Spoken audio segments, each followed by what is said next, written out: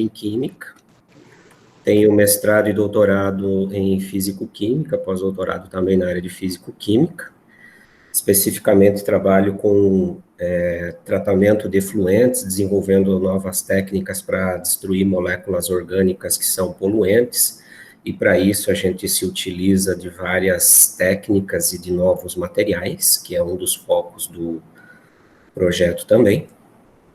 E eu vou começar fazendo o compartilhamento.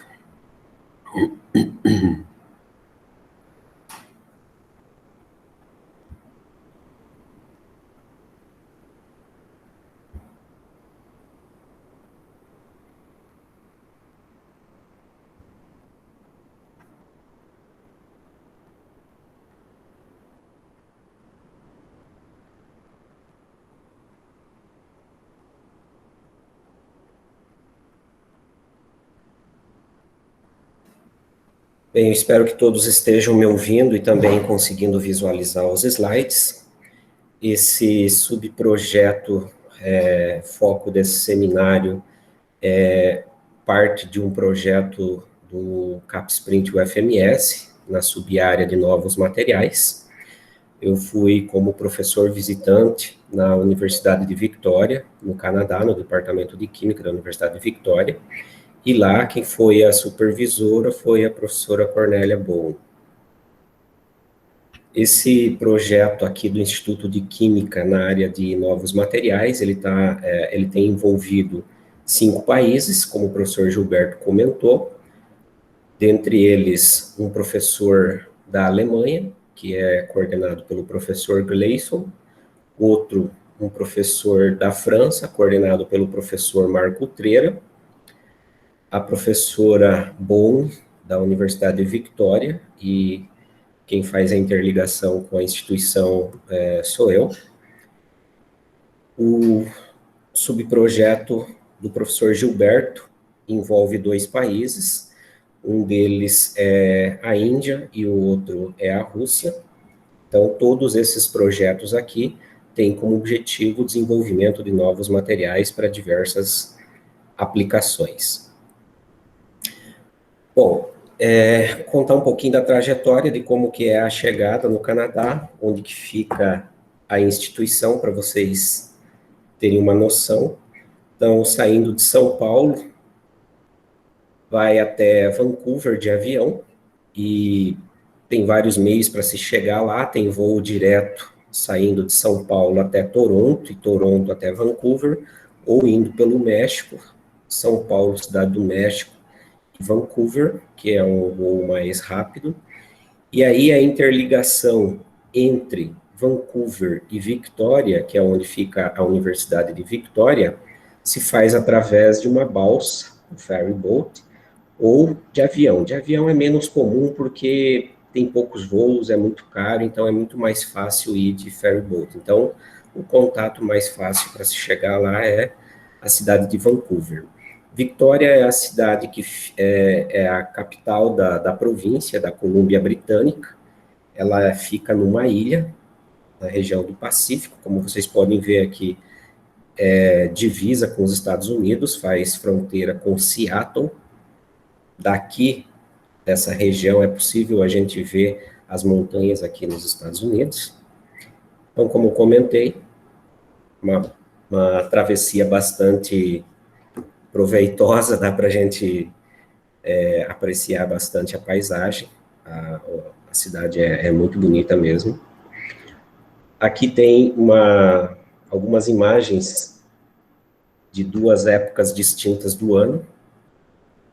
Aqui, uma parte bastante florida, a cidade tem uma temperatura amena, no verão, primavera, o máximo é até 20 graus Celsius, 22 quando está um dia bastante ensolarado, não faz calor intenso e também não faz um frio muito intenso, menos de 15 graus Celsius não faz, como em Quebec e Toronto, por exemplo.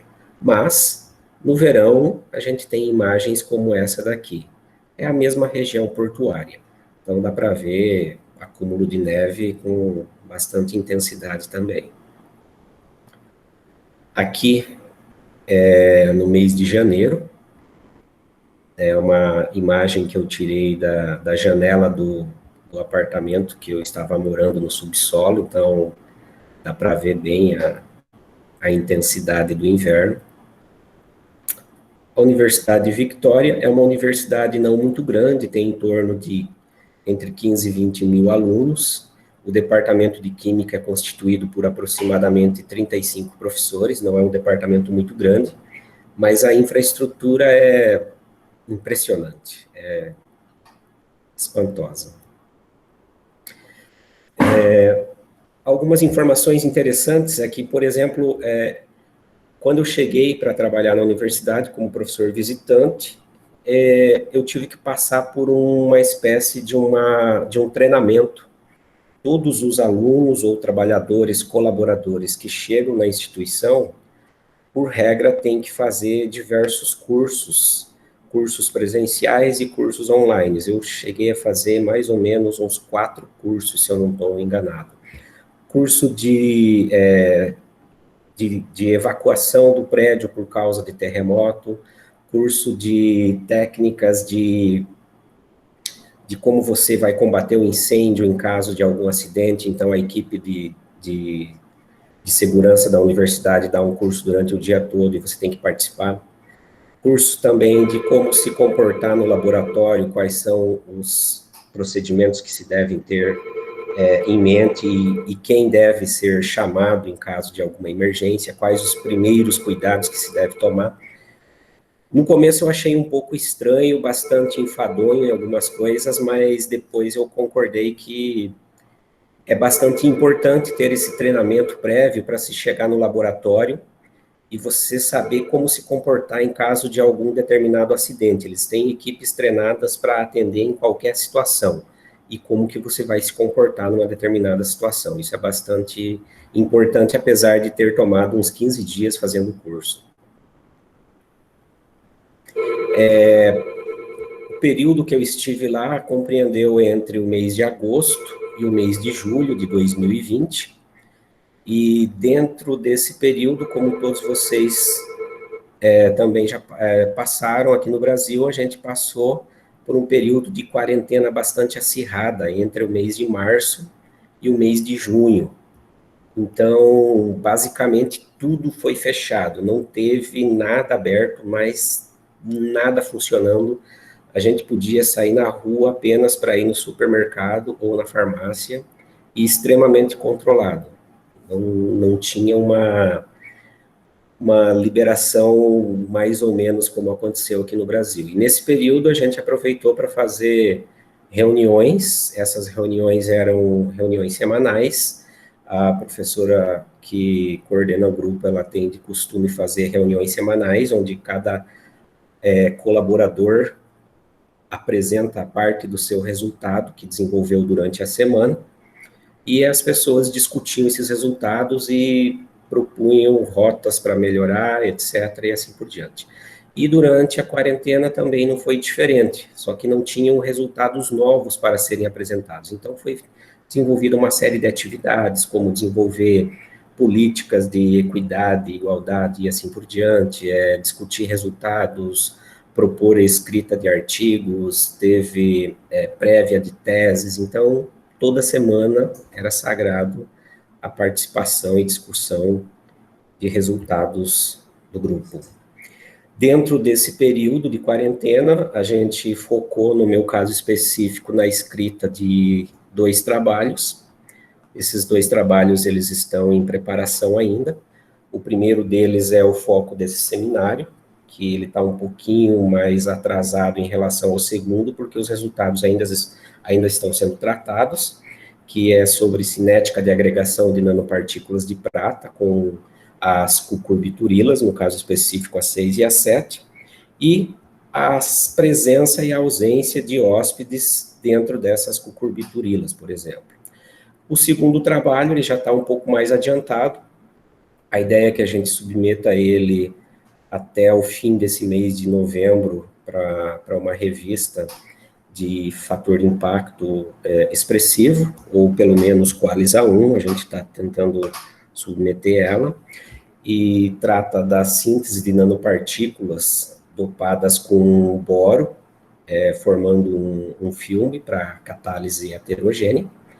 E essa parte do trabalho, a professora não tem muita experiência, porque a parte que ela tem bastante experiência é na parte do primeiro trabalho, onde ela desenvolve estudos de cinética rápida para propor mecanismos de reações. E ela tem interesse em começar a trabalhar com nanopartículas, então, com isso, a gente está conseguindo interagir. Passada essa parte introdutória, eu vou me ater agora a alguns pontos mais específicos, alguns resultados que eu selecionei para fazer a apresentação desse seminário, e é a respeito da cinética de agregação dessas nanopartículas de prata na presença de cucurbiturila 6 ou 7. A nanotecnologia, como vocês já sabem, alguns alunos que não tiveram contato ainda, é uma tecnologia para o desenho, fabricação, manipulação de substâncias na escala nanométrica, variando de 1 a 100, alguns consideram de 1 a 200 nanômetros, e você pode construir esses dispositivos saindo de um bloco, desgastando esse bloco até chegar no formato que você tem interesse, como, por exemplo, chips e processadores. Aqui um exemplo bem simples, onde tem um marceneiro que pegou um pedaço de madeira, foi esculpindo e chegou até o formato desejado. Ou você pode partir de uma pequena estrutura e ir construindo até se chegar numa grande estrutura. Por exemplo, nanotubos de carbono, quantum dots, podem ser construídos dessa maneira. Aqui no laboratório na UFMS, a gente já tem experiência em desenvolver nanopartículas para a finalidade que eu informei para vocês, tratamento de efluentes. E aqui temos um exemplo de um trabalho de doutorado de uma das minhas alunas, a Ana Paula, onde ela desenvolveu nanotubos de óxido de zinco em um dos trabalhos, e em um outro trabalho, nanotubos de dióxido de titânio. No primeiro caso, ela fez uma deposição por banho químico, formando essas estruturas na forma de tubos, e no outro caso, ela fez o desenvolvimento das nanoestruturas utilizando uma síntese eletroquímica. Então, no primeiro caso foi de baixo para cima, e aqui de cima para baixo, e assim por diante. Quando a gente vai desenvolver uma síntese de nanopartícula, tem diversos métodos que você pode utilizar. Os métodos químicos, coloidais químicos, eles são os mais eficientes, mais fáceis, mais baratos para se desenvolver diversos tipos de nanopartícula. Então, tipicamente, um metal, na forma de um sal, ele é reduzido, levando a nanopartículas que podem estar eventualmente dispersas num líquido. Essas nanopartículas têm a tendência de se agregar. Para evitar esse tipo de agregação, ou você utiliza uma repulsão do tipo eletrostática, ou utiliza um agente estabilizante que vai revestir a superfície da nanopartícula, impedindo que elas tenham contato uma com a outra e comecem a se agregar e formar estruturas maiores. As partículas, elas variam de 1 a 200 nanômetros, em alguns autores consideram até 100 nanômetros, e a gente consegue controlar o tamanho dessas partículas através das diferentes concentrações iniciais dos compostos reagentes, assim como também os formatos podem ser diferenciados dependendo do tipo de substância que você utiliza para estabilizar, e você também consegue alterar a forma das nanopartículas depois delas serem sintetizadas, por exemplo, na forma esférica. Você pode chegar em formas prismáticas, formas muito diferentes através de uma ação fotofísica, por exemplo. Essas nanopartículas, especificamente prata e ouro, elas apresentam um fenômeno bastante característico.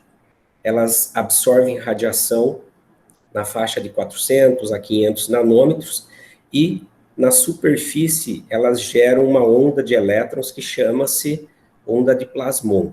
Nessa onda de plasmon, depois que é gerada essa onda de plasmon, pode acontecer diversos fenômenos, como, por exemplo, um superaquecimento, pode chegar até próximo a, se eu não estou enganado, 3, 4 mil graus Celsius, a temperatura local, e alguns pesquisadores utilizam isso para fazer reações químicas. Pode ocorrer uma transferência de elétrons, ou também transferência de elétrons para os buracos que se geram, e aí você tem processos de oxirredução, ou pode ocorrer também transferência de energia, e essas transferências de energia podem promover outros tipos de reações. Então, tem diversos caminhos que podem ser conduzidos. Aqui um exemplo de uma nanopartícula de prata, que foi sintetizada utilizando um redutor bastante forte, o boridreto de sódio. Quando essa nanopartícula é gerada, forma uma banda bastante intensa na região de 400 nanômetros, bem estreita, indicando que são partículas bastante homogêneas, pouco dispersas e pouco agregadas, ou seja, não tem um ombro aqui mostrando alguma agregação.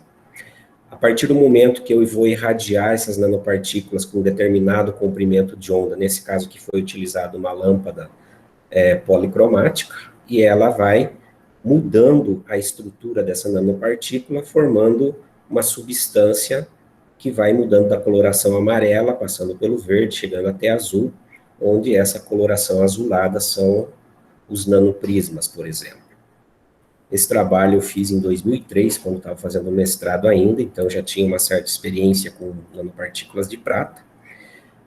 Posteriormente, um outro pesquisador da Universidade de Ottawa, professor Scaiano, que trabalha bastante com fotoquímica, fotofísica, desenvolveu um método onde ele sintetizou pequenas sementes de nanopartículas de prata, aplicou luz, elas cresceram, formaram alguns agregados um pouquinho maiores, e, dependendo do comprimento de onda que era aplicado de uma luz LED, ele conseguia produzir diversas formas diferentes. Então, veja que com uma única semente de um único formato, apenas com a ação da luz, e naturalmente em algumas das espécies que ele produziu, ele colocou ou não colocou citrato para favorecer a formação de uma forma específica, mas ele conseguiu obter diversas partículas com tamanhos e formas diferenciadas.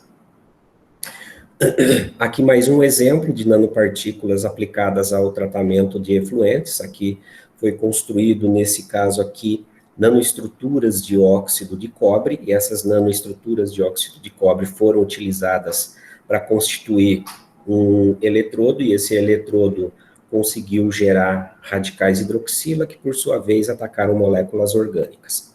Aqui um outro exemplo, nanopartículas de óxido de titânio num percentual de boro de 5%, também melhoraram bastante a performance de oxidação. Aqui um outro trabalho de uma outra aluna aqui do doutorado, onde ela sintetizou nanopartículas de dióxido de titânio e colocou nanopartículas de prata na superfície. Ela conseguiu estudar o mecanismo de transferência de elétrons dessas nanopartículas de dióxido de titânio para uma espécie aceptora de elétrons e conseguiu mostrar que quando tem nanopartículas na superfície de um semicondutor, por exemplo, você aumenta a velocidade de transferência de elétrons e isso faz com que o processo catalítico seja mais eficiente. Por quê? Porque a recombinação do par elétron-lacuna, ele vai ser dificultada. Então, consequentemente, a lacuna aqui pode ser utilizada para reações de oxidação com muito mais eficiência. Mas esse não foi o foco do trabalho que eu desenvolvi lá no laboratório da professora Bowne. Lá a gente utilizou nanopartículas de prata interagindo com cucurbiturilas. Essas cucurbiturilas, elas podem ser utilizadas para transportar medicamentos dentro do organismo ou fazer estruturas que consigam melhorar as detecções de algumas moléculas específicas por CERS, por exemplo. por ramão. Então, por exemplo, aqui, ó, tem diversos tamanhos dessas cucurbiturilas, indo de 5 até 8, as mais comuns, e cada uma delas consegue acomodar internamente moléculas de tamanho diferente. E, dependendo da quantidade, do tamanho da cadeia aqui, elas passam a ser solúveis ou insolúveis, e isso torna essas substâncias bastante interessantes. Por exemplo, eu trabalhei especificamente com a 6 e com a 7. A 6 é uma molécula insolúvel em água, então eu tive que preparar ela na presença de cloreto de sódio, e a 7 era bastante solúvel, então eu não tive o problema do cloreto de sódio. Por aí já vem um pequeno problema, porque nanopartículas na presença de sais, elas são bastante instáveis. E aí tinha que achar uma concentração onde elas conseguissem ser vistas e não se desestabilizarem. Na literatura já existe alguma coisa a respeito da interação entre nanopartículas de ouro ou nanopartículas de prata na presença das cucurbiturilas. Foi observado que elas formam agregados lineares bastante específicos, como pode ser visto nessas imagens aqui de microscopia. E dentro da estrutura desses tipos de compostos orgânicos, é possível você colocar os chamados hóspedes. Tem diversos tipos de hóspedes, com diversos tamanhos, diversas funcionalidades, e quando elas estão, por exemplo, entre duas nanopartículas, cria-se uma onda de plasmon bastante intensa aqui, que eu não tive tempo de fazer esse estudo devido à pandemia, e o meu foco foi estudar qual era a cinética de agregação, qual era a cinética de interação entre as nanopartículas de prata, ou poderia ter sido ouro, mas eu escolhi prata porque tinha mais facilmente no laboratório e era mais fácil de manipular, com CB6, CB7 e assim por diante.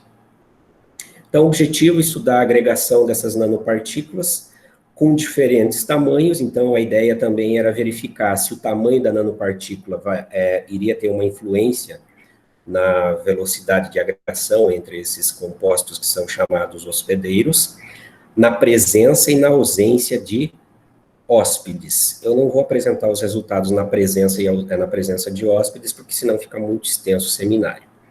E na literatura não existe nenhuma informação ainda a respeito da influência do tamanho ou forma dessas nanopartículas na cinética de agregação desses compostos. Então, inicialmente, poderia ter comprado essas nanopartículas, a Sigma Aldrich comercializa de diversos tamanhos, e o problema é que no laboratório eles não gostam muito de comprar, preferem sintetizar tudo, então eu fui fazer a síntese, e mesmo porque depois eu tive que utilizar uma grande quantidade dessas espécies, então facilitou no futuro o desenvolvimento dessa síntese no laboratório. Então, inicialmente foi desenvolvida uma síntese baseada na literatura, nada novo, apenas objetivo obter essas nanopartículas numa determinada quantidade, utilizando nitrato de prata. Foi utilizado o citrato de sódio para estabilização, e a síntese foi feita com uma redução com borohidreto de sódio, obtive nanopartículas pequenas. Aí utilizei o mesmo processo, só que ao invés de utilizar um redutor bastante forte, eu utilizei lâmpadas de UVA, na região de 350 nanômetros, irradiei até que não tivesse alteração no espectro de absorção, e obtive nanopartículas, só que dessa vez nanopartículas maiores, porque quanto mais tempo, menos agressivo for o redutor, mais tempo as nanopartículas têm para se aglomerar e formar substâncias maiores. É uma forma de você controlar o tamanho. Então, aqui a gente pode observar os dois espectros obtidos para as nanopartículas sintetizadas com borohidreto de sódio, são as vermelhas aqui, absorvendo em 390 nanômetros, as sintetizadas com radiação UVA, em 411 nanômetros. A gente pode utilizar a teoria de Mie, que ela relaciona a largura na meia altura da banda e te dá um valor teórico do diâmetro dessas nanopartículas. Então, utilizando essa aproximação da teoria de Mie, a gente observou que essas aqui provavelmente seriam 5 nanômetros, e essas outras aqui, que tem uma largura na altura da meia banda mais acentuada, tinham um tamanho de aproximadamente 30 nanômetros pelos cálculos. Mas a gente observou também que aqui, nesse azulzinho, dá para observar um ombro, se comparado com o do vermelho, que indica uma agregação. Então, indica que eu não tenho uma substância extremamente pura, que está dispersa com apenas nanopartículas de 30 nanômetros. Eu tenho uma mistura de nanopartículas grandes e uma mistura de agregadas. Então, por aí já começa a dificuldade para fazer o estudo cinético, porque eu tinha que ter nanopartículas monodispersas. Fazendo um teste inicial, na presença do CB6 ou do CB7, foi colocado no espectrofotômetro uma certa quantidade de nanopartículas de prata. Nesse primeiro teste aqui, utilizando as nanopartículas maiores, de 30 nanômetros, então o A e o B são o mesmo tipo de nanopartículas, na mesma concentração. A diferença é que no gráfico A foi usado CB7 e no gráfico B, CB6. Lembrando que aqui ainda está dissolvido na presença de uma concentração de cloreto de prata, de cloreto de sódio, porque o CB6 não é solúvel em água apenas. E por aí a gente observa que depois de 30 minutos de misturado, a banda referente ao plasmon de 400 nanômetros, da região de 390 nanômetros, ela vai diminuindo até que chega a um certo ponto onde a diminuição ela para de ocorrer, e ao mesmo tempo vai ocorrendo a formação desse ombro na região de 500 a 590 nanômetros. E isso para os dois tipos de compostos que a gente estava observando. Lembrando que, nesse caso, eu tenho CB6 e, nesse caso, CB7. E dá para observar que existe uma diferença entre um e o outro.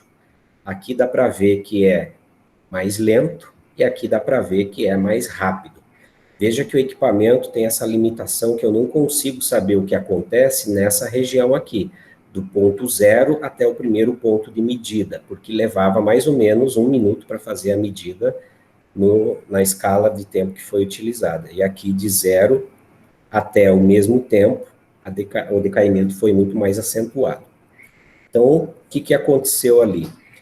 Na região de 400 nanômetros, eu tenho partículas dispersas, eu adiciono CB6 ou CB7, eles vão interagir através dos grupos carbonilas que tem aqui no CB6 ou no CB7, vão promover essa agregação, formando aquelas linhas que a gente já tem conhecimento da literatura, na faixa de 590 a 650 nanômetros, que é essa região do espectro aqui. Então, aqui eu não tenho uma formação de formas diferentes de nanopartículas, não está saindo da esférica para uma prismática, por exemplo, como nos slides lá do início da introdução.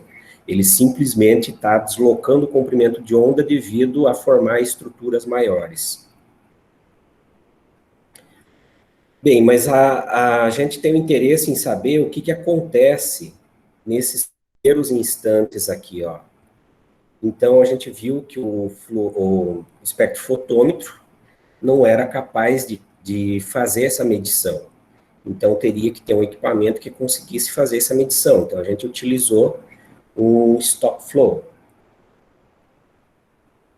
O stop flow, ele simplesmente vai pegar as nanopartículas em uma das seringas, a cucurbiturila em uma outra seringa, por exemplo, e por uma mistura bastante rápida, na faixa de nanosegundos, por exemplo, ela faz com que o reagente A e o reagente B consigam se misturar numa câmara de mistura, imediatamente vai ter uma fonte de radiação, essa fonte de radiação vai fazer com que a espécie absorva no momento da mistura e consegue ser consegue fazer a detecção através de fluorescência ou de ultravioleta visível.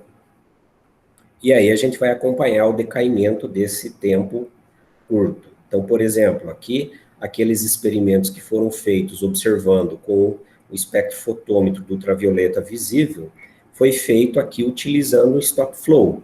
Então, para o tempo, para a água apenas, eu não tenho praticamente alteração no tempo inicial, indicando estabilidade da nanopartícula.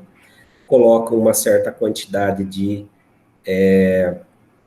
cucurbiturila e também não observo, aqui deve ser algum erro, a água e esse ponto são o mesmo praticamente, mas a partir de uma determinada concentração da cucurbiturila, 30, 40, 50 ou 70, eu observo que eu vou tendo uma maior velocidade de diminuição da banda de 400 nanômetros, e eu consigo modelar esse sistema. Então, fazendo um ajuste dessa curva, ele se ajusta num polinômio de quarta ordem,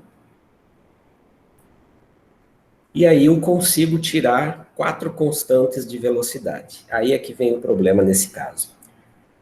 Qual o significado físico dessas 4 constantes de velocidade? É difícil a gente ter uma explicação. Para esse primeiro aproximação, eu utilizei a constante de velocidade que era maior, que tinha mais relevância para o processo, e coloquei nos gráficos em função da concentração, ou do 6 ou do 7, em função também do tamanho das nanopartículas. E a gente observa que, por exemplo, quando eu utilizo CB6 ou CB7 para o mesmo diâmetro de nanopartícula, é nítido que eu tenho uma velocidade muito maior para CB6 do que para CB7. CB6 é uma molécula menor, provavelmente isso facilite a cinética de agregação, mas isso não é uma evidência ainda comprovada. Quando eu utilizo partículas diferentes, eu também estou observando que eu tenho partículas maiores, mais lentas, partículas menores, mais rápido. Mas esse não era o meio mais indicado.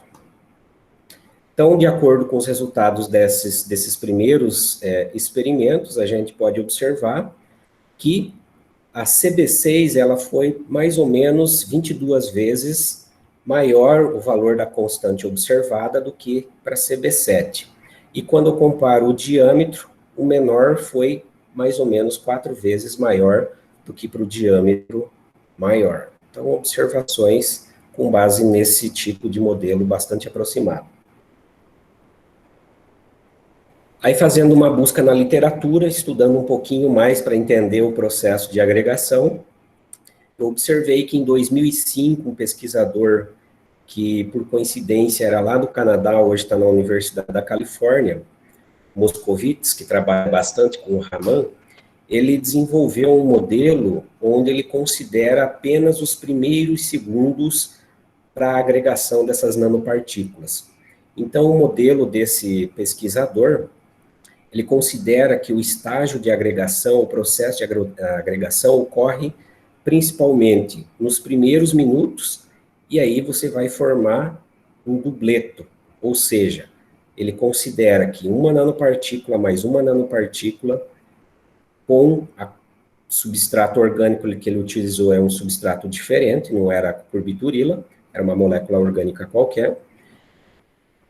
Quando se juntam, formam um agregado, e esses agregados podem ser incluídos nesse modelo matemático que ele desenvolveu. Então, restava saber se eu utilizasse esse modelo, conseguiria adequar os meus resultados a esse tipo de modelo.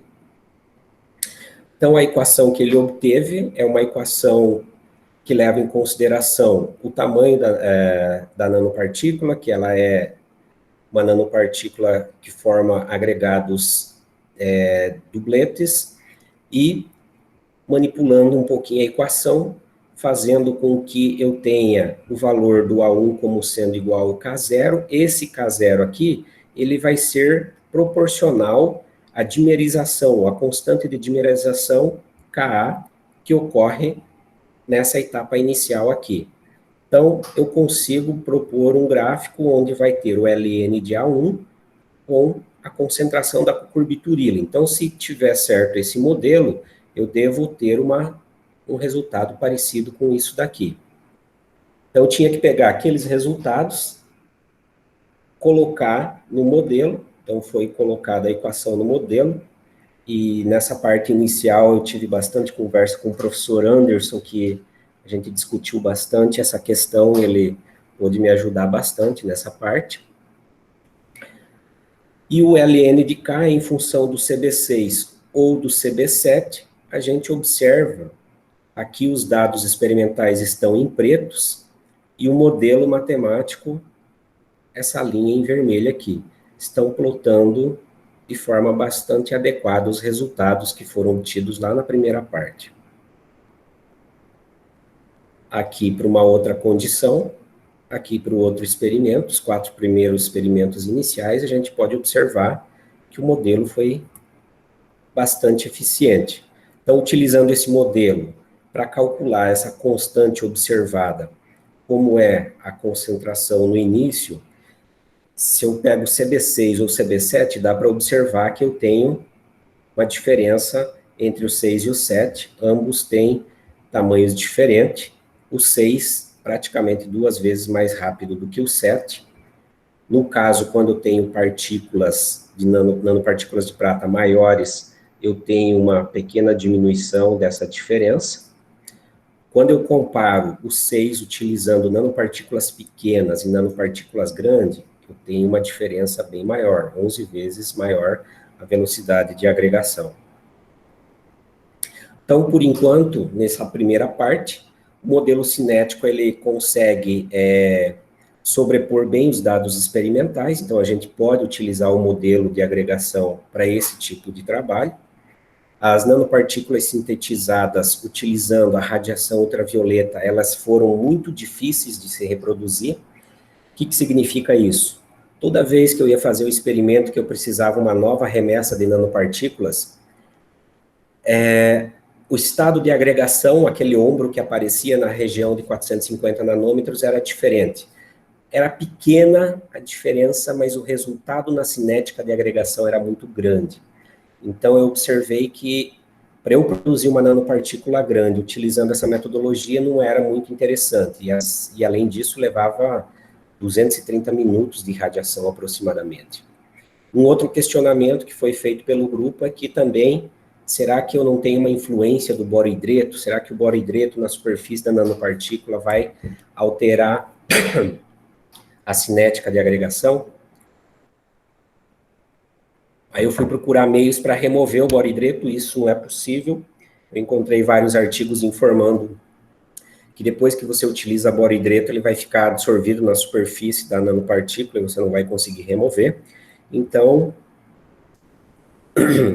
eu fui atrás da literatura e busquei uma nova informação a respeito de nanopartículas para uma nova síntese. Então, a síntese que eu utilizei a partir dessa segunda parte foi utilizando o mesmo protocolo, as mesmas nanopartículas, eu consegui produzir diferentes nanopartículas em um espaço de tempo bastante reduzido. Em apenas 10 minutos eu consegui obter um monte de amostras e elas eram altamente reprodutíveis. Qual foi essa síntese? Como a radiação era bastante utilizada no laboratório para síntese, eu aproveitei esses equipamentos e utilizei esse artigo onde ele utilizou um fotoiniciador. Esse fotoiniciador, quando irradiado, ele produz um radical. Esse radical consegue reagir com a prata, transferência de elétron, e vai formar a nanopartícula de prata muito mais rápida do que na ausência desse fotocatalisador. Por exemplo, naquele mesmo primeiro experimento, se eu utilizasse as mesmas condições sem esse fotoiniciador, eu produzia nanopartículas em 230 minutos. Utilizando esse fotoiniciador, eu consegui produzir nanopartículas em 30 minutos, muito mais rápido. E o tamanho também foi diferente. Sem o fotocatalisador, eu produzia nanopartículas de 30 a 35 polidispersas. Com esse fotoiniciador, eu consegui produzir nanopartículas monodispersas, que foram chamadas de sementes, na faixa de 5 a 8 nanômetros. E como que eu fazia para produzir nanopartículas maiores, utilizando a mesma metodologia? Utilizava essas nanopartículas que foram produzidas na presença de ácido ascórbico. Esse ácido ascórbico facilitava o processo de agregação e, dependendo da quantidade de sementes que eu utilizava, era o tamanho da nanopartícula que eu ia produzir no final. Bem, como que eram feitas essa síntese? Então, utilizava nanopartículas de prata mais o citrato de sódio,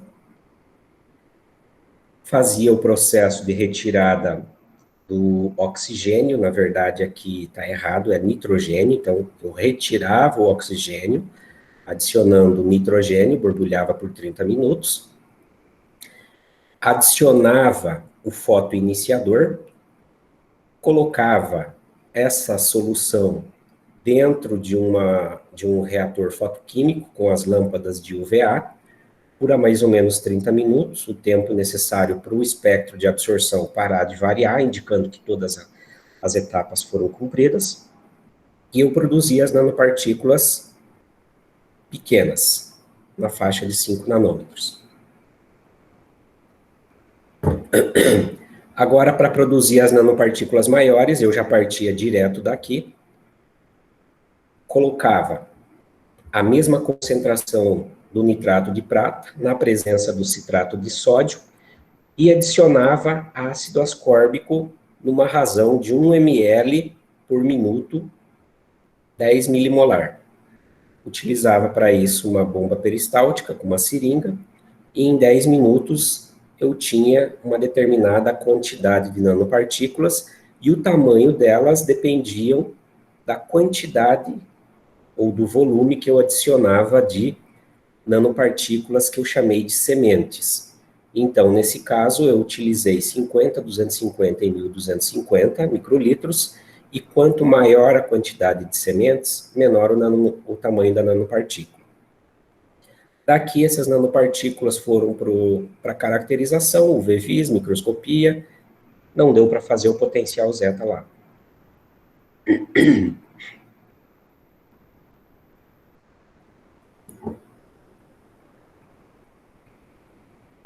Aqui a gente tem os espectros de absorção dos 4 tipos de nanopartículas produzidos. O azul é o seed, as sementes, 1250 na faixa de 400, 50 microlitros na faixa de 450 e 250 microlitros na faixa de 414 nanômetros. Como era uma quantidade grande de experimentos, eu descartei esse tamanho maior, porque ele era bastante opaco, difícil passar a luz, eu ia ter dificuldades para medir a absorção. E eu trabalhei com essas 3 classes de nanopartículas, e eram altamente reprodutíveis, eu conseguia reproduzir com facilidade, sem variações de tamanho no laboratório, com quantidades que eu tinha interesse. Então, o método se mostrou bastante interessante.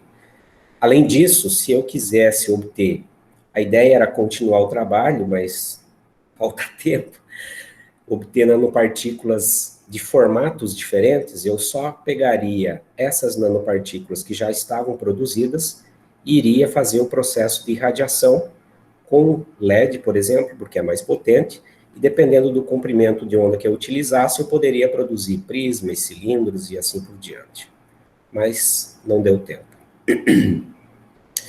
A caracterização foi através de microscopia eletrônica de transmissão, então aqui um exemplo de como foi feito. Poderia ter utilizado o software do equipamento para fazer a contagem, mas era muito complicado, tinha filas para usar o equipamento e também as nanopartículas estavam muito concentradas nesse primeiro teste, então o software não consegue diferenciar quando elas estão muito agrupadas. Foi feita uma contagem manual através do software do IMAGE. Então, cada bolinha dessas aqui que os senhores estão vendo foram contadas para todas as amostras, contabilizadas, colocada numa planilha e feito o cálculo.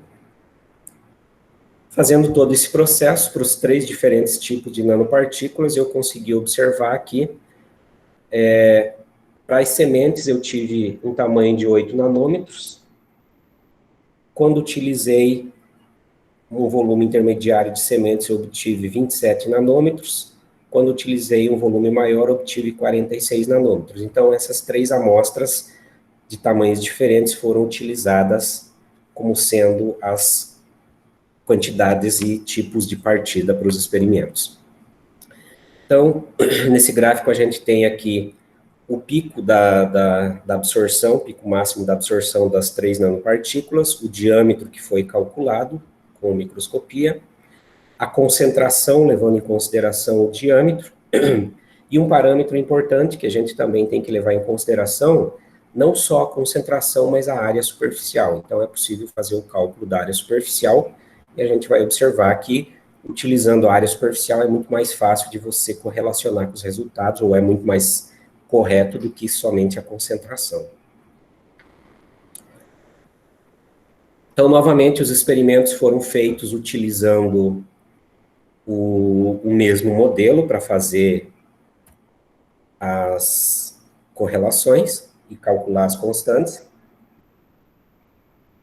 Só que a professora não gostou muito de utilizar o logaritmo no primeiro ajuste, que vocês tinham um modelo assim, então foi utilizado um modelo dessa forma, e aí a gente observa um ajuste sigmoidal. Então, os resultados foram plotados, uma média de 3 experimentos, e a gente pode observar que mesmo para esse outro tipo de síntese, o modelo foi bastante satisfatório, ele consegue plotar com bastante precisão e a gente consegue calcular essas constantes de velocidade. Além disso, vários experimentos brancos tiveram que ser feitos, por exemplo, uma vez que o CB6 ele não é solúvel em água e sim em cloreto de sódio, foi feito aqui um experimento na presença de cloreto de sódio, e dá para observar que quando eu tenho cloreto de sódio, quase não tem diferença com a água, e quando eu tenho a nanopartícula com a cucurbiturila, o decaimento é bem acentuado, então dá para ver que nesses primeiros 60 segundos a influência significativa é da cucurbiturila e não na presença do cloreto. Naturalmente que se eu utilizar uma concentração maior de cloreto de sódio, eu vou desestabilizar a nanopartícula e isso daqui vai ser significativo. Nesse outro caso aqui, para uma nanopartícula maior, por exemplo, eu já não tenho observado nenhuma diferença. Então, quanto maior a nanopartícula, menor a influência do cloreto nesse caso. O pH também foi controlado, uma vez que essas substâncias têm um caráter ácido, o questionamento que foi feito é, será que o pH, na medida do momento que você vai adicionando curbiturila, não vai adicionando prótons e isso não vai fazendo com que o processo de agregação vá se intensificando? Então, dá para observar que praticamente, na ausência ou na presença de uma certa quantidade, aqui eu usei a concentração mais intensa, ou a maior concentração, não tem uma diferença de pH. Então, pH também não é uma parte significativa. Fazendo as observações para as constantes de agregação, continuamos observando que a 6 é muito mais rápida do que a 7, ainda não dá para saber qual o motivo exato, a especulação é porque a 6 é uma molécula menor. Quando eu vou comparando os diferentes experimentos, dá para observar que quando vai aumentando o tamanho, vai diminuindo a constante de velocidade. Se eu levar em consideração direta somente a concentração das nanopartículas, eu tenho um problema, porque aí eu tenho uma concentração muito alta para nanopartícula de tamanho pequeno, e uma concentração muito baixa para nanopartícula de tamanho maior. Só que as áreas são muito próximas. Se eu fizer uma relação entre a constante de velocidade e as áreas, eu vou observar que elas têm valores similares. Além disso, também teve a ideia de fazer um estudo com tempo mais longo, não apenas nos 60 segundos, mas até 30 minutos, até 1 hora e assim por diante. E aqui os diferentes espectros para as diferentes nanopartículas com diferentes substratos. Aqui na parte de cima são as CB6, a CB7, e aqui na parte de baixo são as cucurbiturilas 6. Então, elas formam estruturas diferentes. Elas formam agregados lineares com estruturas diferentes. Não altera a forma da nanopartícula, ela continua no mesmo tamanho. Mas as ligações, as cadeias que elas formam são diferenciadas, tanto que a coloração é diferente. Se a gente observar os frascos 1, 2 e 3, são as nanopartículas puras, na ausência das cucurbiturilas. As nanopartículas 7, 8 e 9, 7, 8 e 9 são as nanopartículas na presença do CB6, a 5, a 6, a 4, a 5 e a 6, esta e esta, são na presença de CB7, e foi escolhida a concentração onde elas apresentavam estabilidade. Depois de 1 hora, e aí foi feito a microscopia de transmissão também para ver como que era a forma desses compostos. Dá para observar aqui que elas formam aqueles agregados lineares. Algumas você consegue ver com maior nitidez, dependendo da quantidade que você coloca na placa. Aí vem uma questão também que demandaria muito tempo e disponibilidade do equipamento, porque quando você observa os experimentos, os resultados dos experimentos em ultravioleta visível ou utilizando stop flow, você tem as espécies em solução, elas estão dispersas. Quando você vai colocar uma pequena quantidade numa placa para fazer a microscopia, todo o solvente vai desaparecer e elas tendem a se agregar. Então, é bastante complicado eu afirmar que elas estão agregadas pelas cucurbiturilas. Eu acredito que sim, para formar esses agregados de forma bastante lineares, na literatura já foi observado isso, ou pelo fato do solvente ter desaparecido, elas se agregarem. Mas eu acho que elas se agregariam de uma forma mais amontoada do que a gente está observando nessas imagens. Algumas, por exemplo, parece-me que a nanopartícula está se dissolvendo, ela está destruindo a sua estrutura, e aí a gente não sabe ainda explicar o que aconteceu no caso dessa CB6 aqui. Aqui o experimento depois de 32 horas, para tentar observar a estabilidade. A gente vê que mesmo depois de 1 hora, onde ela atingiu uma determinada estabilidade, meia hora, 1 hora, ela continua desaparecendo. E isso é mais acentuado para umas moléculas como para outras. Bem, além disso, foi calculado também a concentração, a concentração crítica de coagulação, onde dá para a gente ver qual é a quantidade mínima para que ocorra uma coagulação total. Então, a gente já vinha observando que a 6, você precisa de muito menos do que para 7. Você precisa de muito maior quantidade de 7 do que de 6 para atingir esse índice de concentração crítica de coagulação. Apenas um número para mostrar o que a gente já vinha vendo. Então, as conclusões parciais desse trabalho inicial é que a cinética é bastante eficiente, utilizando o modelo proposto por Moscovitz. A gente viu as diferenças nas velocidades das reações e a correlação entre a área e não necessariamente somente a concentração. O cálculo da concentração, que reflete que 6 é muito menos moléculas, devido ao tamanho, provavelmente. E antes da pandemia eu fiz vários experimentos também, que eu não pude tratar ainda, com a presença de hóspedes. Então, todo esse experimento inicial foi cinética de agregação de nanopartículas com o hospedeiro. Qual é a influência da presença de hóspedes na cinética de agregação? Então, tem um hóspede, esse hóspede vai interagir com essa cucurbiturila, ele vai entrar na esfera interna dela, ou não, depende do tamanho dele. E o que vai acontecer com a agregação? A agregação vai acontecer, a agregação não vai acontecer, se ela acontecer vai ser estável, não vai?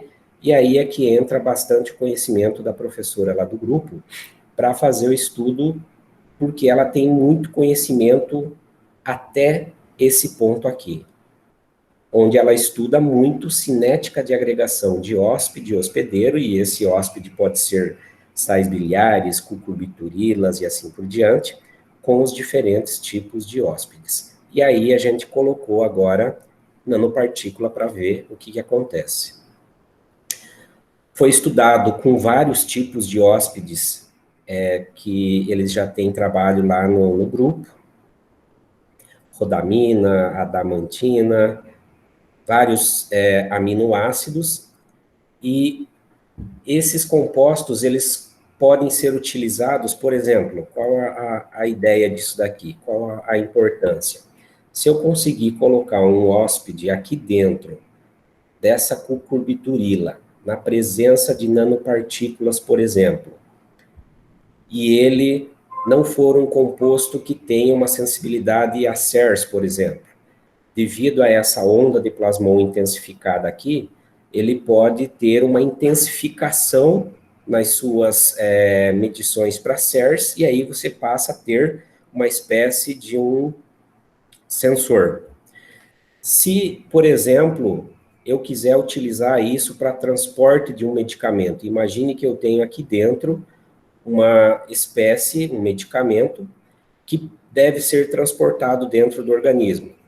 Colocando as nanopartículas desta forma, se eu, por exemplo, irradiar energia num determinado comprimento de onda aqui, já tem um trabalho que verificou isso, o aquecimento da onda de plasmon faz com que a interação entre a nanopartícula e as interações com a carbonila sejam desfeitas e o hóspede vai ser liberado para o organismo. Então, uma ideia.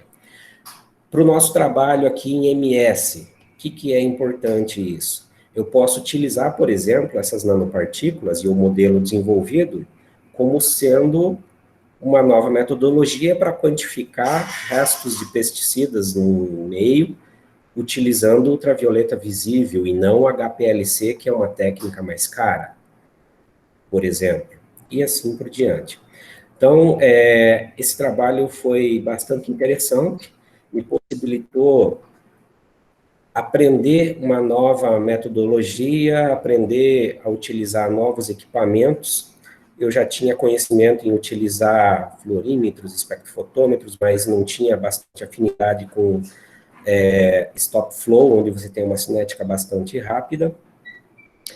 A interação com um grupo de pesquisa diferente pode trazer bastante benefícios para o grupo aqui, onde eu vou poder desenvolver uma nova linha de pesquisa, poder atrair alunos diferentes para uma nova linha de pesquisa, não apenas para aplicação em fotocatálise, e eu acho que a participação nesse tipo de processo foi bastante eficiente. A possibilidade de ir alunos para lá também, através do projeto, com o doutorado sanduíche, dar uma continuidade nesse trabalho que eu iniciei, seria bastante interessante, utilizar nanopartículas de ouro também, fazer um estudo mais avançado com o CERS, não tive tempo de fazer isso, poder utilizar, por exemplo, o potencial zeta para fazer uma comparação e ver o estado de agregação. E também existe a possibilidade, se o projeto for continuado, da professora vir para cá, assim como os outros professores vieram, para dar um mini curso, palestra e interagir com outros professores do grupo. Inicialmente, eu queria agradecer ao FMS por dar essa oportunidade de desenvolver o trabalho, a CAPES por fazer o patrocínio, a Universidade de Vitória por ter me recebido, não ter cobrado nenhuma taxa para desenvolver o trabalho lá na instituição, porque muitas instituições, dependendo do lugar que você vai, eles querem cobrar uma taxa anual para o pesquisador. E agradeço a atenção de todos. Eu procurei ser rápido e um pouco mais genérico, e se tiverem perguntas específicas relacionadas ao trabalho, aqui tem meu e-mail, vocês também têm meu contato, podem entrar em contato e a gente pode conversar para discutir o modelo, o que pode ser melhorado e assim por diante. Então, muito obrigado. Gilberto, passo a palavra. Muito obrigado, professor Amilcar. Gostaria de parabenizar pelo excelente seminário e pela excelente pesquisa realizada. E podemos abrir aqui um tempinho, se alguém tiver alguma pergunta, por favor, pode... Ô, Gilberto, boa tarde. Boa tarde. Posso fazer uma perguntinha rápida? Só uma curiosidade? Por favor. Primeiro, parabenizar o Amilcar pelo trabalho, né, realizado lá, realmente excelente trabalho, e também pela apresentação, tá, Amilcar? A única curiosidade que eu fiquei, Amilcar, e eu estou pensando aqui, essas curcubiturilas que você usou, tanto a 6 quanto a 7, elas não apresentam absorção na região do ultravioleta visível? Oi, Anderson. Elas apresentam, mas não nesse comprimento de onda. Elas apresentam mas muito pequena absorção. Eu não mostrei aqui, eu fiz o branco também, na faixa de 220, 30, alguma coisa assim. Tá. Mas é muito pequeno.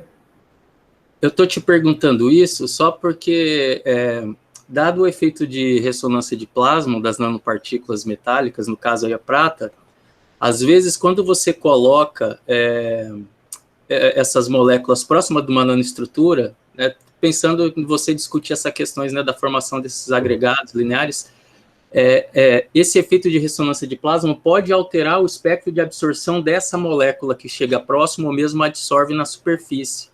Então, se às vezes der uma olhadinha com calma na região de absorção da própria molécula, pode te dar já um indicativo se eventualmente isso está acontecendo ou não. Pode ser que não, nem todas as moléculas são sensíveis a alterar o seu espectro de absorção e de fluorescência devido a esse efeito, mas algumas aumentam, mudam, desloca a banda, tem aumento da absorção, às vezes supressão. E se for fluorescente, assim como o Raman também, é mais fácil ainda de ver, porque tem um efeito chamado metal enhanced fluorescence. A fluorescência pode ser aumentada por esse efeito, né? Ou diminuída quando está muito próximo, que aí o elétron excitado é transferido para a superfície do metal. Mas só para... Talvez você já tenha checado isso, mas talvez, se você não checou, se você der uma olhada, tem vários trabalhos que mostram que a absorção de uma molécula pode ser intensificada na presença de uma nanoestrutura metálica. Então, às vezes pode dar algum indício. Eu já vi alguma coisa a respeito disso, inclusive no meu mestrado, o objetivo era usar nanopartículas para intensificar a fluorescência de moléculas que eram pouco fluorescentes. Mas no caso específico aqui, essas nanopartículas, elas absorvem numa região onde esses compostos, essas cucurbiturilas, elas não estão absorvendo, elas absorvem abaixo de 300 nanômetros, e é uma absorção tão pequena comparado com a nanopartícula que, para o modelo, eu acredito que não interfere, porque a gente só está observando o decaimento na região de 400 nanômetros. Se você observar o modelo, ele só pega a diminuição da banda de 400 nanômetros, que é específica da nanopartícula. E não vejo nenhuma influência lá na região de cucurbiturila, por exemplo. Tá bom, obrigadão. Um abraço. Amilcar, eu tenho uma pequena pergunta também. Com relação ao ácido ascórbico, já que vocês detectaram que o boribrito poderia ficar alguma coisa na nanopartícula, o ascorbato poderia sobrar alguma coisa? Estou perguntando porque já mexemos também com isso, e aí me veio a dúvida se ele poderia ficar algum resíduo dissolvido na nanopartícula. É Você provável viu que alguma coisa na literatura, alguma coisa assim ou não? não, não vi, Gilberto, mas é provável que fique sim, porque, por exemplo, o modelo, ele propõe que ocorra uma substituição no citrato que está absorvido na superfície da nanopartícula por esse cucurbiturila, por exemplo. É possível que fique ascorbato também, mas a gente não foi verificar isso, não. Perfeito. Obrigada. Bom, boa tarde. Primeiro, eu queria pedir desculpa pelo meu atraso, né? Eu entrei uns minutos atrasado. E também pedir desculpa pelo não comparecimento do Nalvo, porque, na verdade, sexta-feira é um dia muito complicado lá para nós na PROP, e acabou que a gente não conseguiu, ele não conseguiu liberar o tempo dele em reunião para poder vir comparecer. Mas ele pediu que eu falasse um pouco, né? E aí, Amilcar, parabéns pelo trabalho. Espero que todo esse aprendizado, né, que você teve lá, ele venha somar realmente dentro do próprio Instituto de Química e dentro das colaborações, né, que a gente já vê, assim, de cara, assim, o Anderson, dá para ver uma interação que pode acontecer. Então, assim, toda essa experiência desse período lá fora, apesar das complicações, né, devido à pandemia, que dificultaram muito o trabalho para a maioria de quem estava fora agora nesse período, mas acredito que essa colaboração ela venha a ser algo que vai perdurar aí, né? Ela vai ultrapassar os muros simplesmente desse período de pós-doc, né? Ele vai ganhar uma dimensão para no futuro alunos seus, né, poderem ir lá, ou alguns eu acredito que já devam ter ido. Mas parabéns aí pelo trabalho. E aí vamos continuar até no ano que vem, justamente esses resultados, a gente poder mostrar para a CAPES que a UFMS está trabalhando pela sua internacionalização. O PRINT tem sido um grande responsável por essa internacionalização, né? Ele oportunizou várias chances que os PPGs, né, não só a química, mas outros PPGs tiveram de ter fortalecer essa internacionalização. Então, que a gente possa ir, a partir desse trabalho e de outros, né, relacionados a essa temática de novos materiais, a gente consiga fortalecer cada vez mais aí a internacionalização da universidade. Então, assim, obrigado aí, parabéns pelo trabalho. Obrigado.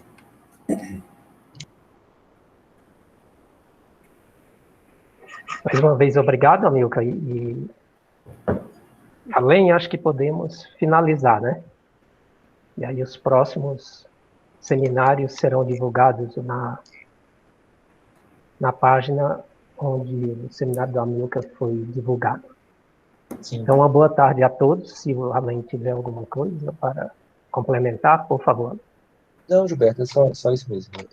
A gente vai colocar lá no site do Print, né? A gente vai abrir um espaço dentro do site print.fms.br, print.fms.br, justamente para colocar esses seminários, né, que a gente está fazendo aqui, de maneira que outros que não puderam assistir agora tenham a oportunidade de ver o trabalho do Amilcar, e aí, é claro, justamente como a Amilcar falou, né, como aqui as pessoas têm a oportunidade de conversar, mas eventualmente vendo o seminário, eles vão entrar em contato com a Amilcar para poder discutir alguma outra ponto mais específico. Por mim, tá ok, então. Então, obrigado a todos. Boa tarde.